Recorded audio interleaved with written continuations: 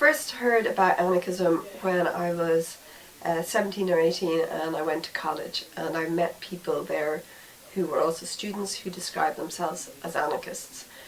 Before that I would have been interested in politics because from two things really.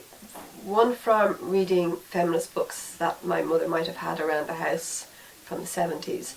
And the other thing was, at the time when I was growing up, the Catholic Church was very powerful in Ireland, and there was an awful lot of things that the Catholic Church was doing that were very anti-woman and made me quite angry. So that's where my sort of political activism came from.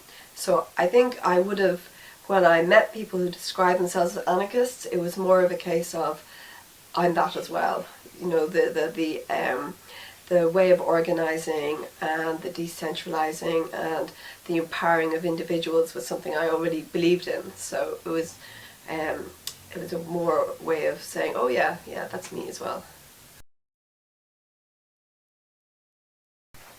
And when I started off, I was involved in student politics. At that time there was a recession in Ireland and there was a lot of cutbacks against affecting students. And then I became involved in campaigning for abortion rights in Ireland, and I joined a small anarchist group of students, and then I met other anarchists in Ireland. I joined another anarchist group called the Workers' Solidarity Movement, and I've been involved in that ever since. And within that group we campaign on various different issues at various different times. So for a long period it was basically anti-clerical struggles for abortion rights, for free contraception, for divorce, and now more recently it's moved on to economic issues with the recession, with the cutbacks of job cutbacks and pay cutbacks. So the sort of struggles have changed as the political landscape has changed over time. Okay, to me anarchism is about two different types of equality. There's economic equality, where the wealth of the world is shared equally, and then there's equality of power, where there aren't power differentials between people. And I think that's one of the strengths of anarchism, in that it's always focused on these two issues, the economics and the power.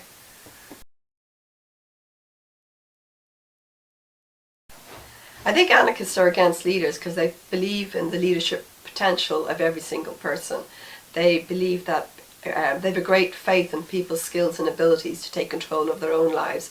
And I think leadership, having a leadership model where you have one person who has to make decisions over a whole range of issues is very wasteful of human creativity. So for me, anarchists are against leaders because they believe in the creative ability of people to take control. And for example, they recognise that people may be experts in one area, they're not experts in another area, so it makes no sense to just have one person, you know, running everything on behalf of other people. People do ask, what my mother asks me, what would an anarchist world look like? And it's a really hard question to answer, because anarchism isn't really so much a vision about what a world will look like, but it's more a vision of how people will make decisions in their lives and how they will create their lives. So when I think about an anarchist world, I think, okay, it's a world in where we want to maximize people's potential. So for example, we want to ensure that our children have the best possible education, an education that really nurtures them. Now, I don't know anything about education. I don't teach young kids. So an anarchist world will be a world in which the parents and the teachers get to create their own curriculum in a way that benefits the children that they're teaching, and it's aimed at nurturing. It's same in medicine. An anarchist world will be one in which the doctors and the nurses have control over their workplaces and create a health system that actually meets people's needs. So it's a world where the people who are actually doing the work, who know best what needs to be done, actually can make the decisions on what needs to be done, which is very different from what we have here. Usually anybody who works in the workplace know you have managers who tell you what to do, and they usually know less about what you're doing than you are, and the decisions they're making are not based on, good public service or good care or because it's good for people. Usually they're based on because it's cheaper or it's faster or it's going to make a profit. So an anarchist world is one where the principle underlining society is not how best can we make a profit, it's how best can we run society in our own interests.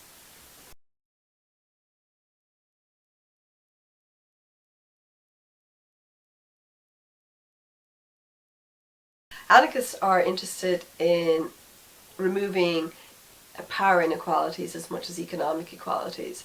So anarchists would campaign against gender inequality, racism, and all the other power differentials that exist in society as much as they would against economic inequality.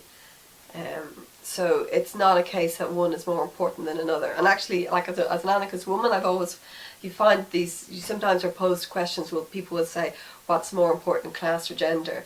And that to me is a meaningless question because I'm both a woman and a member of the working class. So it doesn't make sense. I can't say I'm one more important more than another. So I think anarchists struggle on hand in hand on a range of different issues. And I don't think it's all that, I think it's strange that people find it complicated that it's possible to do that or you should do that.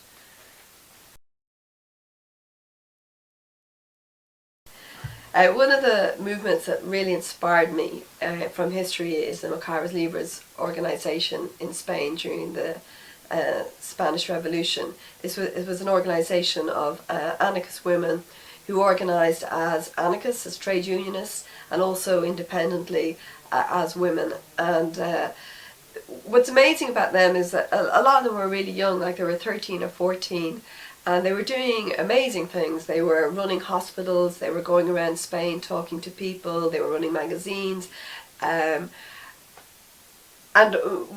most of them we don't actually know their names. I mean, there's a thing where you look for the famous anarchists in history, but for me, politics is about ordinary people taking control of their lives, and often you don't know the names of those people. So I think one of the most inspiring group I've ever come across was the Mujeres Libres group.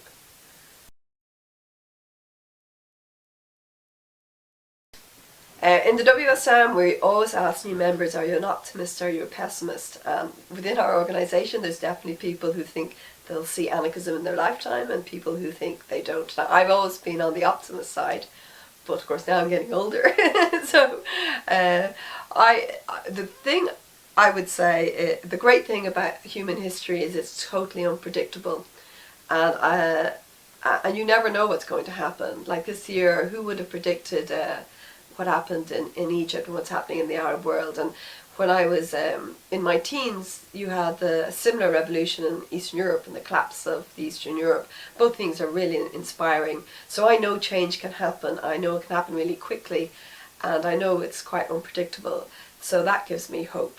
I don't think we're going to have a revolution tomorrow, but who knows? There's always the possibility. So I think I would still be an optimist.